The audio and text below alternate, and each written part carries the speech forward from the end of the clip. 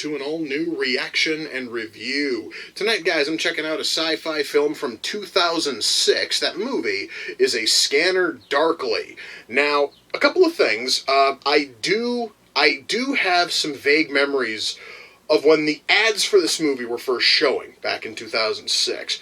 Unfortunately, as for plot details, I remember nothing from those ads, because the only two details that really stuck in my mind were the fact that A Scanner Darkly is based on a novel written by Philip K. Dick, which is an amazing start, because Philip K. Dick is an awesome novelist who wrote the stories that were later turned into Blade Runner and Total Recall, two movies that are fucking awesome. So that right there is a huge positive going in. But the only other thing that I have memory of is the movie's style, which, as you can kind of make out on the cover here, is a totally cel-shaded style. And the viewfinder on my camera is really going nuts on the faces on this cover. If you guys could only see how the viewfinder's like trying to box out every face on there, it's actually kind of cool.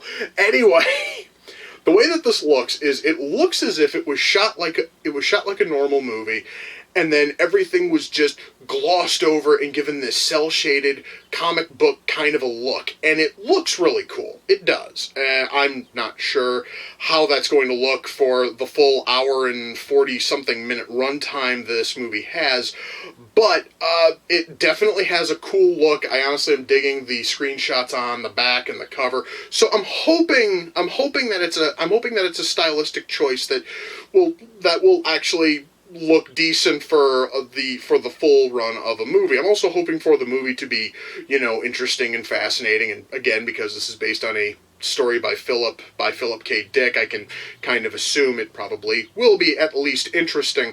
So now I have to also hope interesting and good. And the only way I'm going to find out if it is any good is if I shut up and I push play, and I'm going to do that right now. So, without further ado, it's time to kick back, relax, and check out A Scanner Darkly.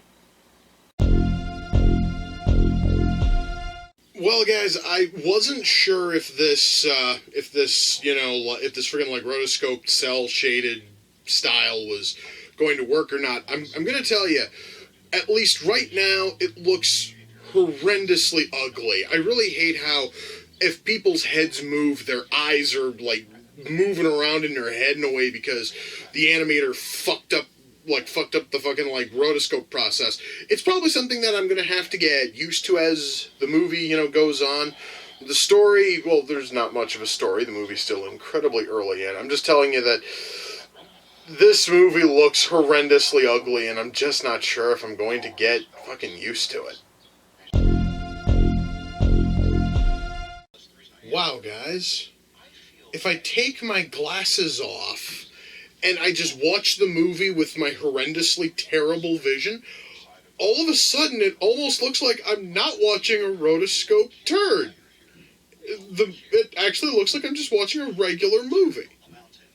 And it's not nearly as distracting. My God. Which means I have to be damn near blind in order to not deal with the horrendously ugly. God, no, guys, honest to God, the animation in this thing is fucking hideous. And, it'd be real nice at some point, movie, if you gave us a plot outside of the evils of Substance fucking D and that drugs are fucking bad. Okay, I'd like more than that. I'd like to care about any one of these characters. I'd like you to put some depth into any of them. That would be amazing right now. But so far, guys, we're not really getting much, and I'm getting more and more annoyed by this ugly art style. I really fucking am.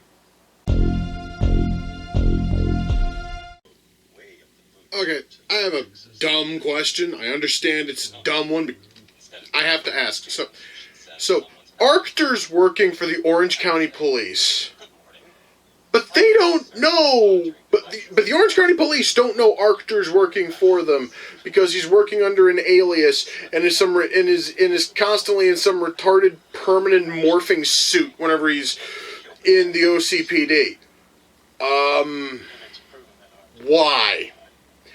why in the hell would any police organization hire somebody? Now, I understand. They said that he was supposed to be under fucking cover. They should still know what their undercover operatives look like, so that way they're not arresting their undercover operatives.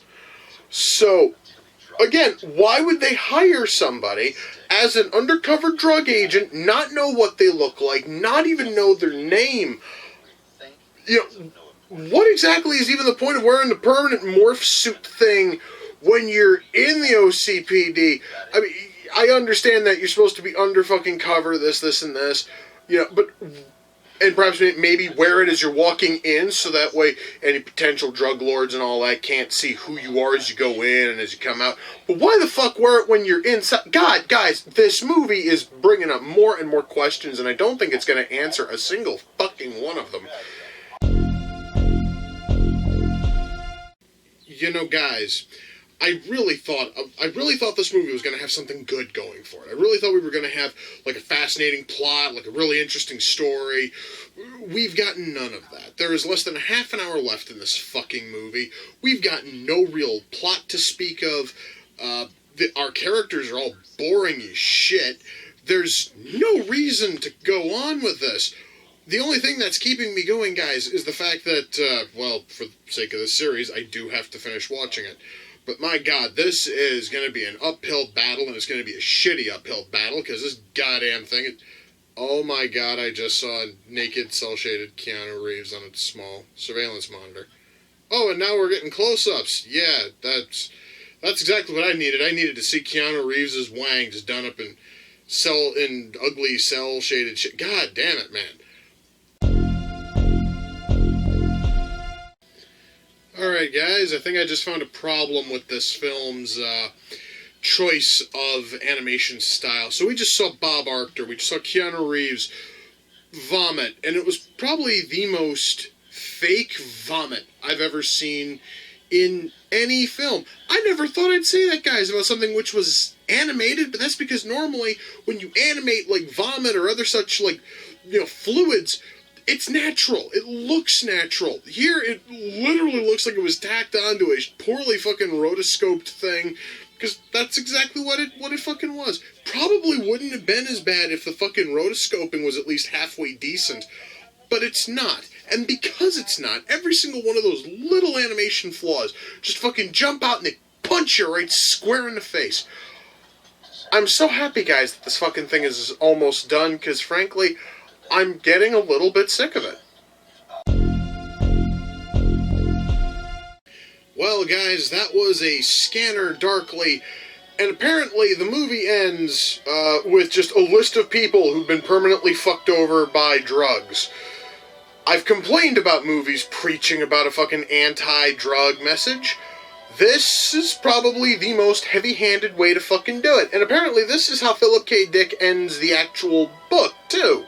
It's with a fucking, like, laundry list of friends and relatives who all lost everything to fucking drugs, blah, blah. Shut up. No, come on. There we go. Let's talk about this movie. As much as I'd love to talk about the writing, there's a bigger problem in the room, and I need to discuss that first. And that problem, my friends, is the animation. Jesus, sweet, fuck. I've seen this animation style used in television commercials. I know that shortly after this movie came out, this very same animation style was used for like some kind of a fucking like insurance company or something. And for a 30-second spot, works fine.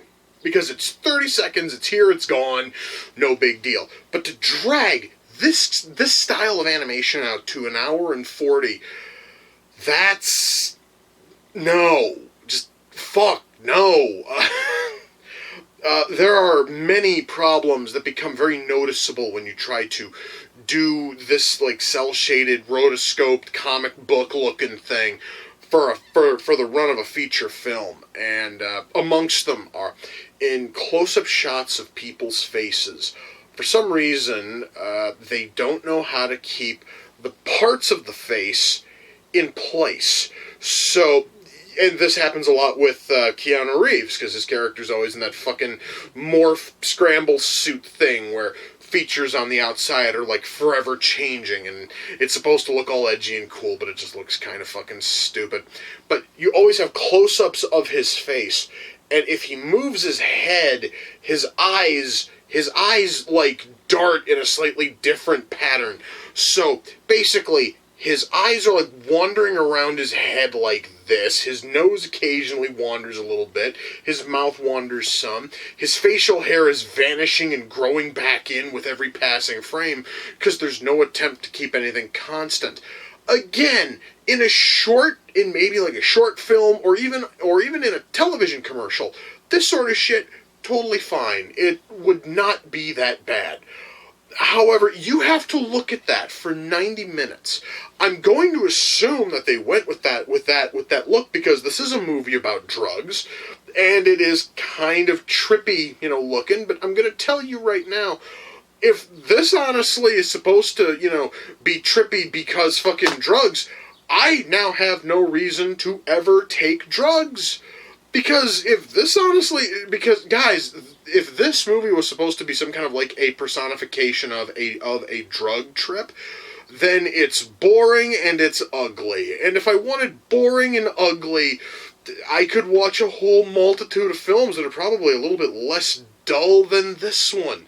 Now, again, that though is me talking more about writing. I've got a little bit more to talk about in terms of animation. You see, because one of the big issues, and this just bothered me in just such a way, is not only are like faces all fucked up whenever it's like a close-up of a face, and God help you if the actor has to move their head at all, because at that point then the eyes, nose, mouth, and even occasionally the ears are not tracking with the rest of the head. Besides that problem, we also have the fact that 3D items all of a sudden lose their like 3D look if the camera starts moving and it's not being handled by an actor.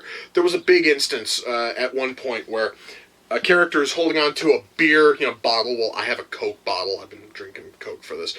So anyway, and they're holding on to it, and if the camera's moving and the actor's holding on to the bottle, it looks fine. Then they put it on a fucking table, and then all of a sudden, if the camera moves, the only thing you see is essentially a 2D sprite of the bottle as it was placed on the table, which means that you have a camera that's sweeping this way, and instead of actually seeing the bottle in like a three-dimensional space, you see this like 2D sprite as it's basically turning with the fucking camera. And that's everywhere. That is every background. Guys, there is no depth on any of these backgrounds. At one point, a character's walking into a wine shop, and there's like this like back fucking rack of wine bottles. You can tell it's a flat image plastered onto a wall. I haven't seen shit that cheap since I sat down and watched the Little Fucking Cars. Process that shit. Oh my god.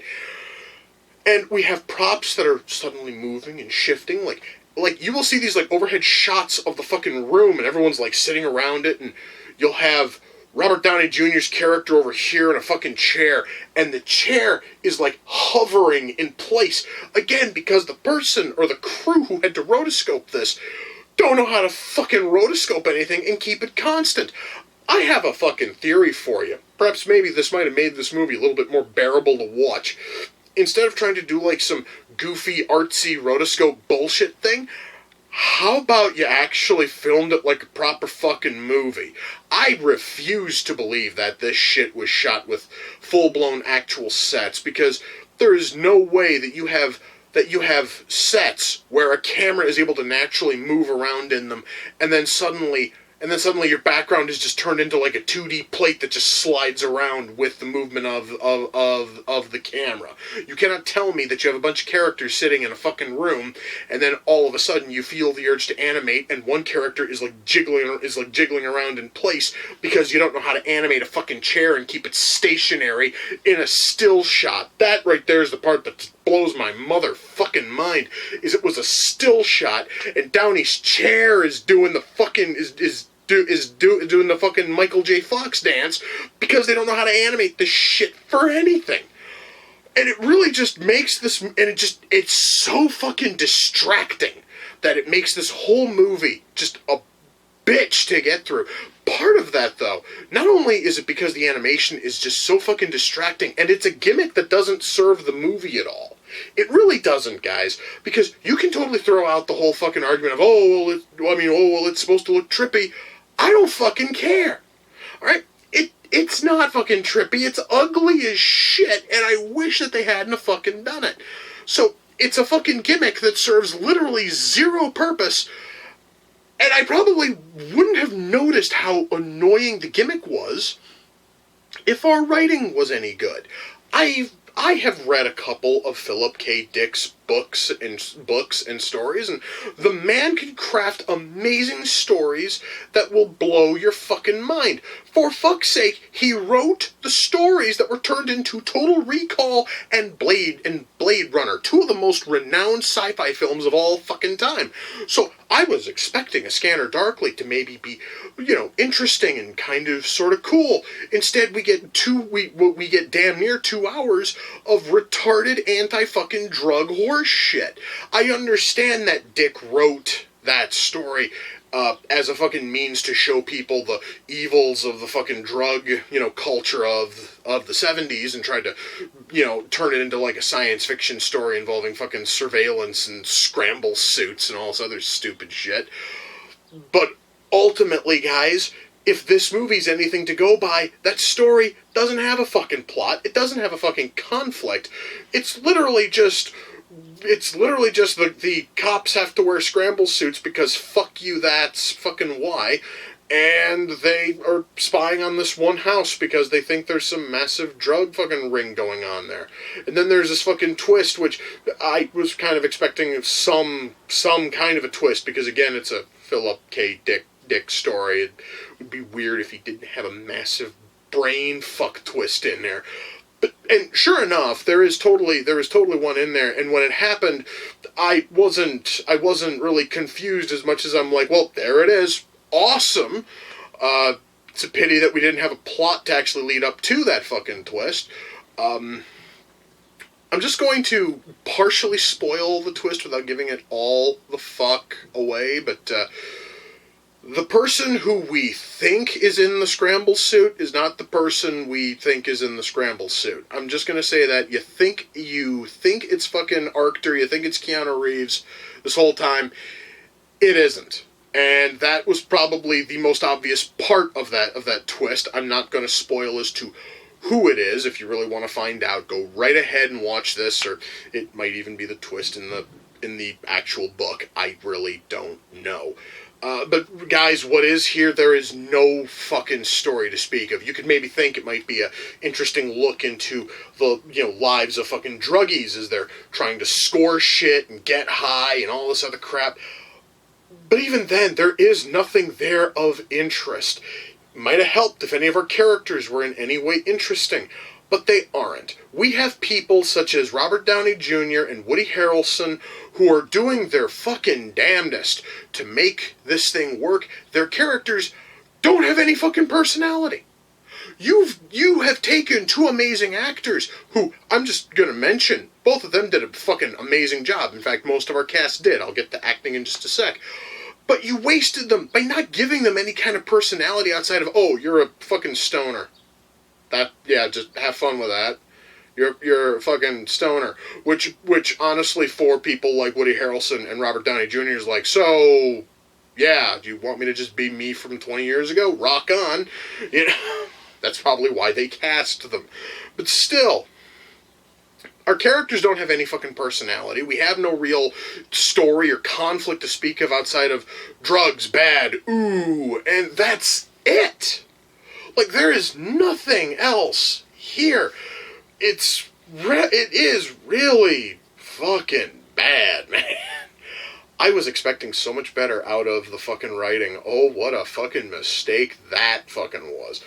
But, I will say, and I mentioned this briefly a second ago, our acting here is great from almost everybody. Because when you put a script in front of Robert Downey Jr. or Woody Harrelson, no matter how shit that script is, there's a strong chance those two are going to be able to spin it into solid gold. Same thing goes with with almost our entire cast, save for two people. One of them is Keanu Reeves, but then again, that honestly is not a shocker. Keanu Reeves has never really known how to act. Outside of maybe the Bill and Ted films and the first Matrix film, Keanu Reeves has never shown any real aptitude to act, so I was not expecting miracles from him here. But fucking hell, he could have at least tried. And then there's whoever the hell played Freck. Freck is a member of the little drug fucking posse we follow. He actually is the first one that we see as he's scratching invisible aphids out of his fucking hair and he's showering with his frickin' dog. The problem is twofold involving this actor. The first one is the fact that the actor is constantly mugging and he has his lips like permanently pursed upon one side of his face. Kind of sort of like this. Always, constantly, always on this side or else it's over on this side, but he's always mugging for the fucking camera. Part of that problem could be because of the animation. He might have just had his like lips tightly pursed when they were filming him, and then the animators just fucked up and cracked it all the way over to the side of his fucking cheek. I don't fucking know. The other problem is that the fucker mumbles, and that's all he does. Is he sits there, it's in my head. That's it. That's all he fucking does. Thank fuck he dies at one point in the film. At least you're going to assume he fucking dies.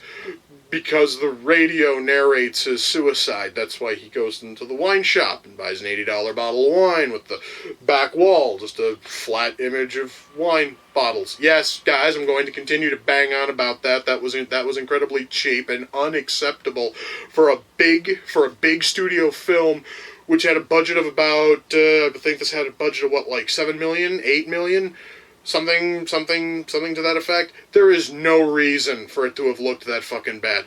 But this fucker couldn't act. And when his character fucking kicked off, fucking hell, I was so happy. Because then we didn't have to deal with him anymore. It's like, we were probably supposed to feel bad for him. I didn't feel bad in the slightest. I didn't have any reason to care for him. Because there was no personality there, as was with the rest of the cast. So when one character gets shipped off to a fucking farm because he's completely burned out his brain on these fucking drugs, once more because the big message is drugs bad, ooh, I didn't care. I couldn't bring myself to care. Essentially, guys, this movie feels a lot like Requiem for a Dream, except instead of having a really shitty song on a permanent loop in the background, we have a really stupid animation gimmick that just doesn't work. Speaking of music, since I just made the comparison to Requiem for a Dream's really shitty 20-second loop that they fucking put permanently in the background, at least this movie has a fucking score. It's not great, it's not terrible either, it's basically there, and I don't mind that. That's totally fine. What fucking was here worked, that's totally cool. Our sound mix here was for the fucking most part decent. There was maybe like a scene or two where, and again, this was more fucking animation than it was anything else, but the mouth didn't seem to match exactly what was being said. Really, guys, the biggest problem this movie has is that there is no fucking story. You're basically just watching an hour and 40 minutes of literally fuck all happening, and you have to watch it while it's fucking run through this retarded rotoscope gimmick that apparently was, I'm going to assume it was there, A, in order to make shit look trippy, and B, to sort of do the whole cockroach because there's this scene where two of them like turn into like cockroaches with human heads, and that would probably be cheaper done in like cell shaded CG than in more realistic CG, but then again, I'm not totally sure. But really, guys, I think that was, honest to God, the only reason why they put this fucking gimmick in here. Otherwise, it, honest to God, just makes a boring film worse because it's ugly to fucking look at. I'm going to tell you guys right now, the movie looked infinitely better when I was either deliberately blurring blurring my vision, or I straight up took off my fucking glasses and just looked and just looked at the almost human-looking smudges on my television screen. So, yeah, can I recommend a scanner darkly? Probably not, no. You might actually get a bit of a kick out of it. You might actually enjoy it more if you do have a history with, drugs. I'm just going to assume that, because this movie is, at least I guess, trying to show the evils of drug use and drug life and what it can do to your fucking brain. And if you have lived through that and you want a movie that kind of sort of shows exactly what you may have been going through, then sure, this thing here will probably be great. But if you're somebody like me who's never taken drugs in their fucking life, it basically falls flat for me. So can I personally recommend it? No, but that doesn't necessarily mean it's a bad movie. It just wasn't a movie for me. I'm not totally sure what everybody's personal thing is involving drugs or what their history is. You may actually have a better time with this than I did. I will say that it certainly is nowhere near as preachy and nowhere near as shit as fucking Requiem for a Dream. So if you are looking for a fucking anti-drug PSA in order to feel good about you, or to preach to people about drugs bad, boom, you want this fucker first. It's infinitely better in every single fucking way. It still is not that good though. You know what, though? I was really curious about it, so at least I got to give it a watch. It wasn't nearly as good as I hoped, but now I actually want to find the book. I'm going to probably go out and try to find the book. I want to see if the book actually has a fucking conflict to it. I actually want to see if Philip K. Dick actually wrote a proper story that somehow got stripped away when they made the movie. Anyway, A Scanner Darkly came off the Amazon wishlist. The person who sent it in was Fuchsia, and I would love to give you like a YouTube channel or a Facebook page, but Fuchsia never gave me anything like that, and as far as I know, does not want a proper shout-out. But that's totally cool. Fuchsia, I thank you. I was, honest to God, curious about this movie. I had the highest hopes going in, and it just, to me, honestly, it fell, kind of flat, but I would not have known that if you hadn't sent it in, and for that I thank you. You're fucking awesome. Once more, guys, Fuchsia, I thank you. You are amazing. I really did want to like this more, but you know what? At least I gave it a chance. And you know what? I mentioned the Bill and Ted movies earlier. And I do have the first one on Blu-ray. Still waiting for them to put the second one on Blu-ray. I think I've got the DVD of that still. Yes, I do. I'm going to go and watch those. That feels really good right about now. Anyway, guys, with that, we come to the close of another reaction and review. Until next time, ladies and gentlemen, take care, and I will see you all in the near future. Peace.